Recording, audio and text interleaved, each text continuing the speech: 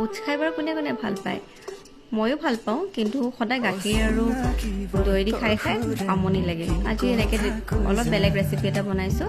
ডিম দুটা প্ৰথমতে ফেটি ল'লোঁ, তাৰপিছত বিলাহী আৰু পিঁয়াজ মই এনেকৈ শ্লাইচ কৰি কাটি লৈছিলোঁ। তাৰপিছত আপোনালোকে দেখা পাই আছে মেয়নিজটো লৈছিলোঁ মই। একচুৱেলি মেয়নিজ আপোনালোকে দি দিব পাৰে, এইটো অপশ্যনেল হয়। মই মেয়নিজ খাই বৰ ভাল পাওঁ, বেয়া হয় জানো, আনহেল্ডি হয়, তথাপিও অলপমান এড কৰিম বুলিকৈ আজি মেয়নিজটো ল'লোঁ। তাৰপিছত ডিমত ওটছ অলপ ভালকৈ ফেটি ল'লোঁ, অলপ তেল এড কৰি এতিয়া অমলেটৰ নিচিনাকৈ পেনত দি দিলোঁ। সৰু সৰু কথাবোৰে তাই মন মোহি যায়।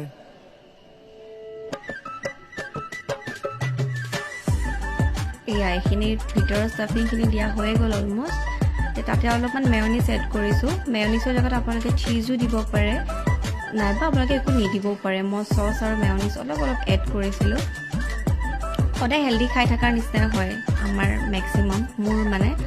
তো ভাবিলোঁ কেতিয়াবা আনহেল্ডি অলপমানো এড কৰি দিওঁ নিজৰ ফুড লিষ্টত। তাৰপিছত ধুনীয়াকৈ এইখিনি উল্টাই ল'লোঁ।